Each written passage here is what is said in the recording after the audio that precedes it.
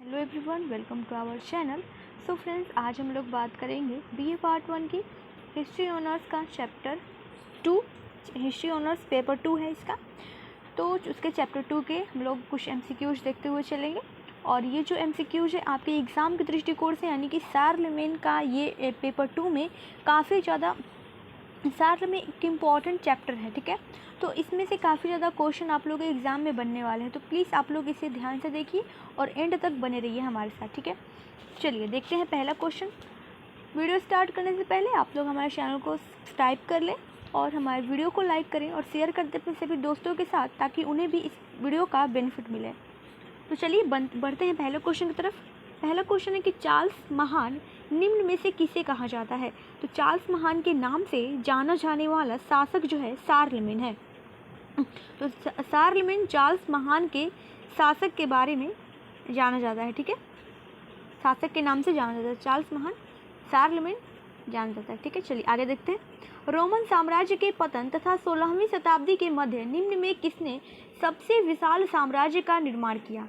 तो किसने किया है, तो सार्लमेन ने किया है।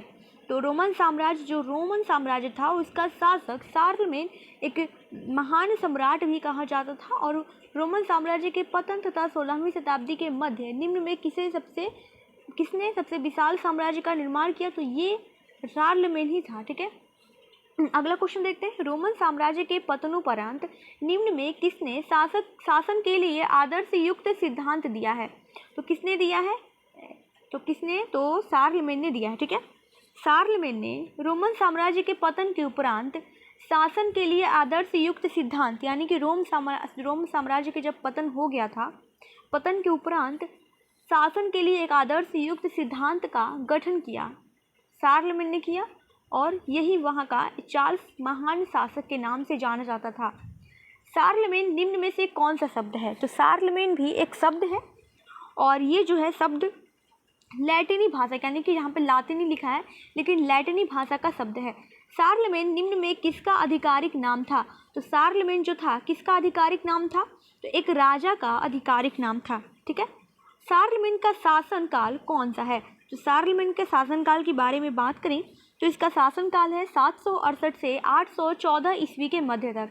चलिए अगला क्वेश्चन देखते हैं। सार्लमेन का जन्म कब हुआ था। तो सार्लमेन का जन्म हुआ था, ठीक है, हुआ था 742 ईस्वी में। 742 ईस्वी में सार्लमेन का जन्म हुआ था। सार्लमेन निम्न में किस जाति का था। तो सार्लमेन जो था निम्न में से फ्रांस जाति का था, ठीक है। सार्लमेन के बारे में निम्न में कौन सा कथन सही है। तो सार्लमेन के बारे में कौन सा कथन सही है, आइए चेक करते हैं। महान शासक क्लोवियस के शासनकाल 250 वर्षों के उपरांत सार्लमेन गद्दी पर बैठा, सही है। कार्लमन द्वितीय के निधनोपरांत वह फ्रांस नरेश बन गया, ये भी सही है। उसने सारे विघटनकारी तत्वों का दमन किया, ये भी ऑप्शन सही है। तो यानी कि इसका उपयुक्त सभी, यानी कि option number D right answer होगा। अगला क्वेश्चन देखते हैं। निम्न में से कौन सा कथन सही है। तो सार्लमेन ने चर्च से समझौता किया, सही है। सार्लमेन महान अभियानों को सफल बनाकर राज्य का विस्तार किया। सार्लमेन कुशल प्रशासन की नींव डालकर राज्य की अराजक स्थिति पर नियंत्रण कायम किया। तो यानी कि ऑप्शन नंबर इसका डी जो है राइट आंसर हो जाएगा, उपयुक्त सभी। चलिए अगला क्वेश्चन देखते हैं। निम्न में से कौन सा कथन सही है।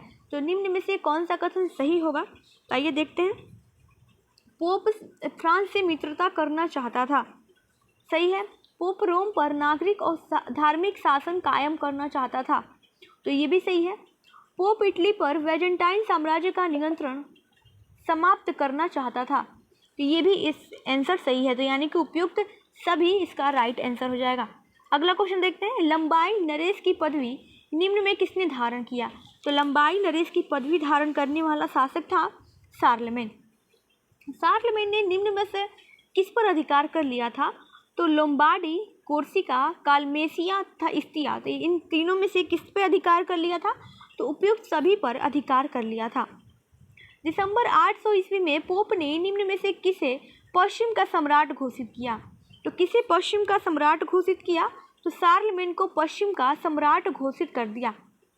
अगला क्वेश्चन देखते हैं। सार्लमेन अपने काल में लगभग कितने युद्ध लड़े थे।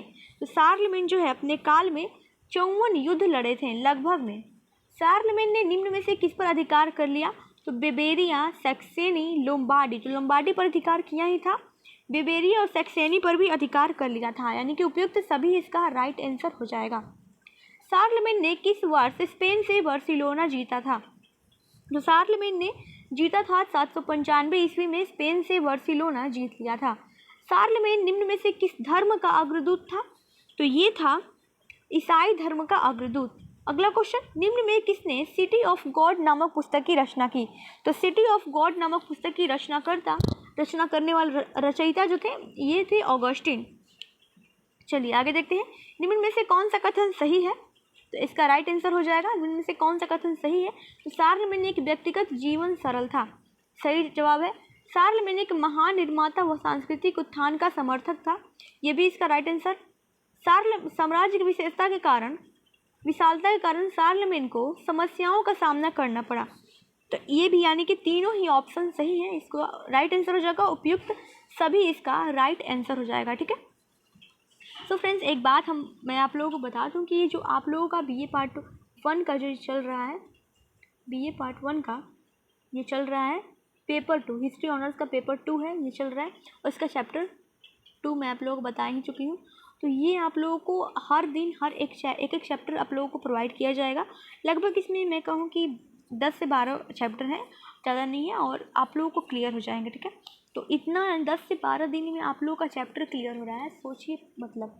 और आप लोग जो है इस वीडियो को थोड़ा सा भी लाइक नहीं करते हैं, थोड़ा सा भी सपोर्ट नहीं करते, तो प्लीज़ आप लोग सपोर्ट करें, इसे शेयर कीजिए और जितनी बार हो सके उतनी बार आप लोग इसे देखा कीजिए, क्योंकि अब 3 बार देखने से, मात्र 3 बार देखने से आप लोगों को ये वीडियो का पूरा आंसर आप लोग कंठस्थ हो जाएगा। तो आप लोग जो है इस चैप्टर का पूरा आप लोग को आंसर कंठस्थ हो जाएगा। तो आप लोग प्लीज़ इसे 3 बार कम से कम देख लीजिए और बीच में तो देख लीजिए। और एग्ज़ाम से 10-15 दिन यानी कि 20 दिन पहले आप लोग पूरे के पूरे वीडियो को देख लिया कीजिए और देख के जाइएगा एग्ज़ाम से पहले। और एग्ज़ाम से क्या होता है, माइंड एक सेटअप हो जाता है, एक माइंड सेटअप हो जाता है और स्टक कर लेता है, दिमाग जो है आप लोग का स्टक कर लेता है वो क्वेश्चंस। और अब कंपटीशन एग्ज़ाम थोड़ी है कि बाहर से पूछेगा, सारा क्वेश्चन सीधा का सीधा क्वेश्चन यहीं से उठा कर पूछता है।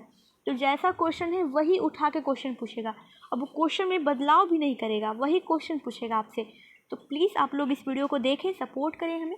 थैंक्स टू ऑल, मिलते हैं नेक्स्ट कंटेंट में। थैंक्स।